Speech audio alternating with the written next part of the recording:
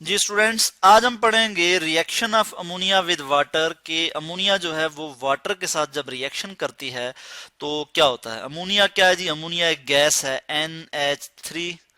NH3 ammonia nitrogen और hydrogen से मिलके बनी हुई है। और ये क्या है जी? ये गैस है। और कौन सी गैस है? कलरलेस गैस है। कलरलेस गैस है। Colourless gas. और उसके अलावा ये जो है ये इसमें बेसिक प्रॉपर्टीज हैं, यानी एज अ बेस के तौर पे बिहेव करती है। बेस के तौर पे बिहेव करती है, एक्ट्स एज अ बेस। और वो भी हम देखेंगे कि किस तरह से बेस के तौर पे एक्ट करेगी ये। उसके अलावा हम देख लेते हैं कि इसकी जो ऑर्डर है वो क्या है। तो अमोनिया की जो ऑर्डर है वो शार्प पेनिट्रेटिंग ऑर्डर है, यानी पंजेंट ऑर्डर है। पंजेंट स्मेल है। पंजेंट स्मेल है, मैं यहाँ लिख लेता हूँ, यानी जो चुभने वाली स्मेल है, जो नाखुशगवार लगे। ठीक है जी, तबीयत को नाखुशगवार लगे, तो इस तरह की इसकी स्मेल है। तो अमोनिया का रिएक्शन हम वाटर के साथ देखते हैं। तो अमोनिया जो है वाटर में सॉल्युबल है।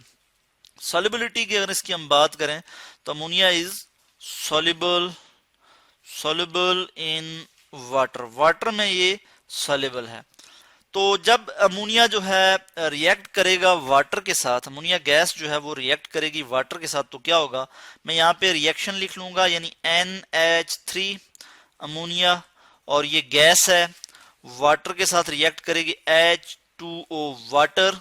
और वाटर जो है ये लिक्विड फॉर्म में है, L में लिख लूंगा यहाँ पे। वाटर क्या है जी? लिक्विड स्टेट में है।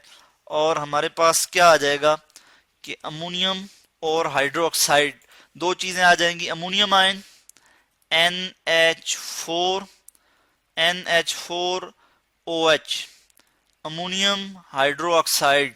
और ये जो है ये रिवर्सिबल रिएक्शन होगा। इसके लिए मैं डबल एरो लिख लेता हूं यहाँ, यानी इस तरह से जो है हम रिप्रेजेंट करेंगे रिवर्सिबल रिएक्शन, शो करेंगे कि ये जो है दोबारा रिएक्ट करके जो है रिएक्टेंट प्रोडक्ट दोबारा जो है रिएक्टेंट बना सकते हैं।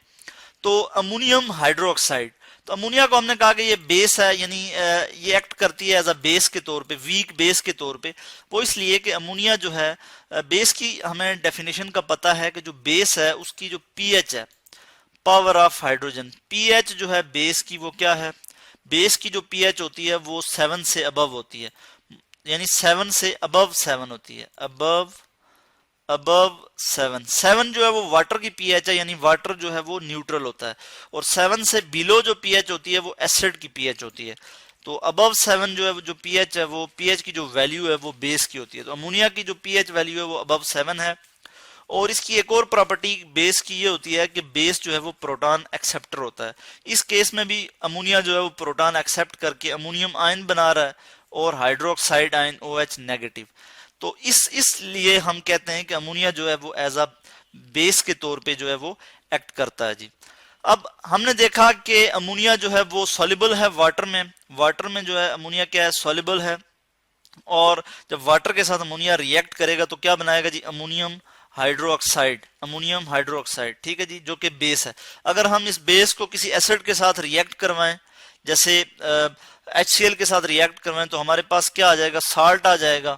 और उसके बाद जो है वाटर आ जाएगा, यानी न्यूट्रलाइजेशन रिएक्शन होगा। तो इसके बाद हम देखते हैं जब अमोनियम हाइड्रोक्साइड जो है, जब हम इसको वार्म करते हैं, अमोनियम हाइड्रोक्साइड को जब हम वार्म करते हैं, तो हमारे पास जो है वो अमोनिया जो है वो अमोनिया गैस लिबरेट होती है, NH3 अमोनिया गैस जो है वो लिबरेट होती है, जिसको हम लिटमस पेपर से, रेड लिटमस पेपर जो है उसको ब्लू कर देगी।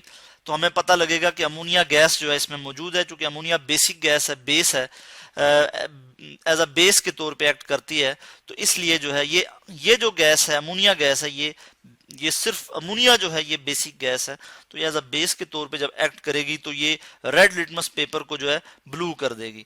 तो इस तरह से हमें पता लगेगा कि जो है इसमें किसी भी सॉल्यूशन में जो है वो अमोनिया मौजूद है या नहीं है। तो ये था जी reaction of ammonia with water.